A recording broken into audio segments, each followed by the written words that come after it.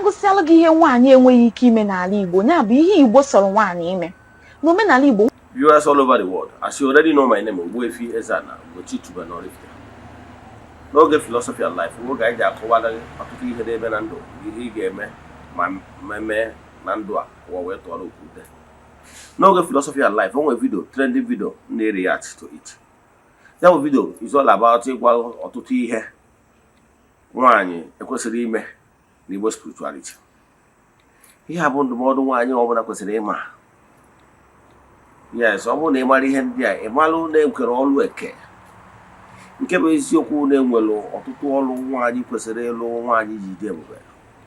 And ọ site n'ịrụ ọlụ dị etu a ka nwaanyị ga-esi wee nwee ike nwee time for the core job.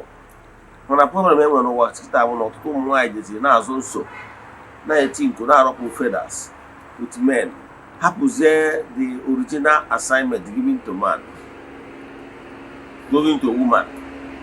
Jenye na-azụ ọrụ dịrị nwoke dị afọ ọrụ nke ha na-erizi mperi. Eburu nwaanyị na ihe ndị kwesịrị ịma malụkwa na this world ama abụ a better place ma eweziga the role of women. Na nwoke dị great taa enwerere nwaanyị na-aba aka ya. Ọnya ka eji wee si osu oyibo wee sị, behind every successful man there must be a woman. That woman could even be his mother. Yes, that woman could even be the wife or even girlfriend. Maka na o nwere ka nwoke si ata nke ihe nwere ike chọọ ka o buo ya n'ike, mana nwaanyị dị passive in nature. O nwekwara ike tụnyekwa alụ ya bụ gị nwoke ị absorb ya, then you come up with a wonderful idea. So I had that ekwu na nwaanyị abụrụ nwaanyị bụ ife very important. Mata na anyị nwere jiri ụmụada egwu egwu, mana anyị chọrọ ka ị mara ihe kwesịrị ịma. Gee ntị n'onu nwaada ka ị nụrụ ndụmọdụ o nwere ihe gbasara ihe nwaanyị kwesịrị ịma. ka ngụsịalụ gị ihe nwaanyị enweghị ike ime n'ala Igbo ya bụ ihe Igbo sọrọ nwaanyị ime. N'omenala Igbo, nwoke na nwaanyị ahaghị ha anya. N'agbanyeghị na nke nwoke ahụ bụ nwatakịrị, ị ga-enyere ya ugwu dịrị ya. Nke mbụ bụ na abịa n'ala Igbo, nwaanyị anaghị eketa ala obi. Nwaanyị nwere oke naanị na be di ya, mana nke bụ eziokwu bụ na nwaanyị anaghị enweta oke na be di na ọ bụ na ọ mụtaghị nwa nwoke. Enwere ike nye nwaanyị ebe ịkọ ọrụ ugbo, mana ọ bụghị nke ya n'ezie, n'ihi na nwaanyị enweghị ikike ire ya ma ọ bụ inye ya onye ọzọ. Ọzọ bụ na nwaanyị anaghị edu nwoke n'ọgbakọ ma ọ bụ n'agha. Ọ bụ nwoke ka ọ dịrị ichekwa ezinụlọ ya, ọ bụkwa ụmụ nwoke ka ọ dịrị ichekwa obodo. Ọzọ dịka ibe ya bụ na nwaanyị anaghị awa ọjị ebe nwoke nọ. Ọ bụ naanị oge ụmụ nwaanyị gbakọrọ naanị ha ka onye kachasị wee bụrụ okenye n'ime ha nwere ike ịwa ọjị, mana ọ gaghị agọ ya agọ. Nke a bụ n'ihi na ọjị bụ ihe dị nsọ. Nwaanyị nwere oge o ji anọ na nsọ ya, ọ ga-emelụ ọjị. Ọzọkwa bụ na nwaanyị anaghị ekenye nwa di. Nwaanyị anaghị anọ ebe a na-ekwu okwu akụ nwaanyị, ọsọkwa ya bụrụ na di ya nwụọla.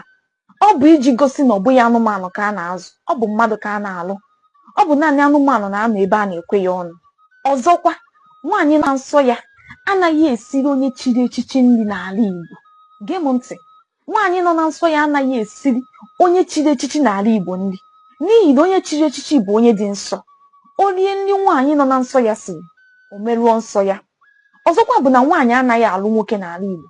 Nwaanyị anaghị anọketa otu a jee lụọ nwoke otu nwoke si eje alụ nwaanyị. Ọzọkwa dịka ibe ya bụ na abịa na ekene, nwaanyị anaghị eri aka atọ etu ụmụ nwoke si ana aka atọ, ma ọ bụ nwaanyị pụtakwuo Igbo kwenu ma ọ bụ Igbo mma mma no. Kama nwaanyị nwere ike ịpụtakwuo ndị di m ekene m unu na ọ bụ na onye nugoro di. Ọsọkwa ya nke nwaanyị ahụ chie elu chie ana chie ife niile oge chi n'ụwa, o nweghị ike ịna aka atọ aka abụọ ma ọ bụ otu. Ọzọ dịka ibe ya bụ na nwaanyị anaghị aṅụ ike nkwụ. Nwaanyị ekwesịghị ịṅụ ike nkwụ n'omenala Igbo. Ọ bụ ihe na-enye nwoke ike o ji arụ ọrụ dịrị ya.